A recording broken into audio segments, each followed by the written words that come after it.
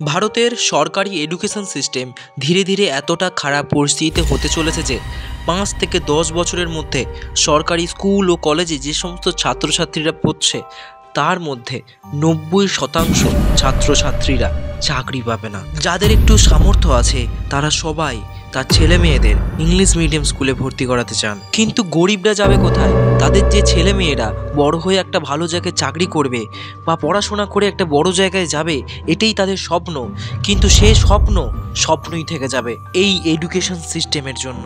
রীতিমতো ২০২৪-এ দাঁড়িয়ে এমন কিছু সরকারি স্কুল আছে তারা বন্ধ হতে চলেছে, সেখানে ছাত্রছাত্রীরা যায় না বললেই চলে। কি কারণে সরকারি স্কুলের চাহিদা এত পরিমাণ কমে যাচ্ছে সবটাই জানবো আজকের এই ভিডিওতে। চলুন তাহলে শুরু করা যাক।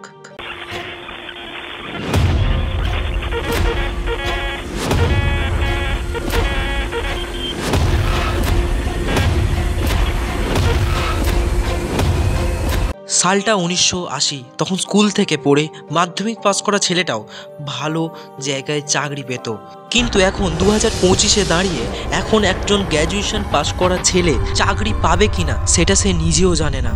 এর জন্য পুরোপুরি দায়ী আজকের সমাজের এই এডুকেশন সিস্টেম।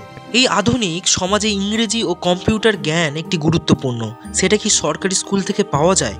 কিন্তু এই ভিডিওটা দেখার পর অনেকেই এসে বলবে হ্যাঁ শেখায় তো, কিন্তু একটু ভালো করে লক্ষ্য করে দেখবেন, আপনাদের বাচ্চাদেরকে জিজ্ঞাসা করবেন কম্পিউটার ক্লাসে কম্পিউটার হয় তো, ভালোভাবে শেখায় তো? যদি শেখাতো তাহলে মাধ্যমিকের পর আপনারা কোনো প্রাইভেট কম্পিউটার সেন্টারে ভর্তি করাতেন না, কারণ পুরোটাই স্ক্যাম। সরকারি স্কুলে কম্পিউটার থাকে নামে, কম্পিউটারের বেসিক জ্ঞানটুকু বাচ্চাদেরকে দেয়া হয় না, কারণ সবটাই যদি শিখিয়ে দেয়া হয় তাহলে প্রাইভেট কম্পিউটার সেন্টারগুলো কি শেখাবে? স্কুলগুলিতে প্রতিটা বিষয়ের যদি ২টি করে ভাগ থাকতো, বুঝতে পারছেন না? বলছি ভালো করে শুনুন।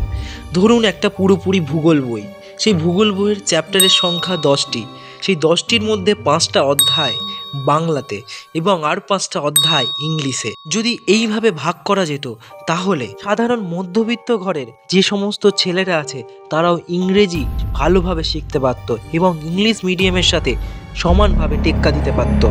তা কেন করা হয় না তাহলে? কারণ সেই পুরাতন যুগের জাল আবার ফেলা হয়েছে।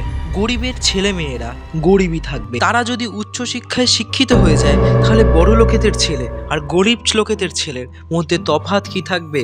তাছাড়াও সবথেকে গুরুত্বপূর্ণ যে কথাটা, প্রাইভেট স্কুলগুলো চলবে কি করে? এবার আসি কলেজ পড়ুয়াদের। অনেক সরকারি কলেজ ও ছাত্রছাত্রীদের সংখ্যা ৩০০ জন, কিন্তু কলেজে আসে ২ থেকে ৩ জন, বাকিরা আসে না। কিন্তু তারা এক্সাম দিতে পারে। কেন তারা এক্সাম দিতে পারবে, এটা কি কখনো প্রশ্ন করেছেন? তারা শিখলোটা কি? এতটাই খারাপ পরিস্থিতি, অনেকে বিএ এমএ করে ইংরেজিতে লেটার, কথা বলা এবং আধুনিক সমাজে যেটা লাগে কম্পিউটারের জ্ঞান ঠিকঠাক মতো নেই। তাহলে বেকারত্ব নিজেদের জন্য বাড়ছে না, করানো হচ্ছে। আসলে ওই ছাত্রছাত্রীদের দোষ নয়, তাদেরকে করানো হচ্ছে। এটাই আজকাল এডুকেশন সিস্টেম। এবার একটু ভালো করে বলি আপনাদেরকে। ধরুন আপনি একটি কোম্পানির মালিক, আপনার কাজের লোকের খুব প্রয়োজন। আপনি কেমন কাজের লোক রাখবেন যে সমস্ত কিছু জানবে, আধুনিক সমাজে কাজ করার জ্ঞান আছে? কিন্তু এই এডুকেশন সিস্টেম, যাদের টাকা আছে শুধুমাত্র তাদের জন্যই এই এডুকেশন সিস্টেম করে রেখেছে। অনেকের ভালো ডিগ্রি লাভ করার পরেও ডেলিভারি বয়তে কাজ করছে, আসলেও সেটা তাদের দোষ নয়, এটা এই এডুকেশন সিস্টেমের দোষ। এই ভিডিওটা আপনাদের কেমন লেগেছে অবশ্যই কিন্তু কমেন্ট করে জানাবেন, আর আমি যেটা বললাম এটা ঠিক না ভুল এটাও কিন্তু জানাতে ভুলবেন না। অবশ্যই এইরকম আরও ভিডিও পেতে আমার চ্যানেলটিকে লাইক করবেন, শেয়ার করবেন আর সাবস্ক্রাইবটা অবশ্যই করে যাবেন। ধন্যবাদ।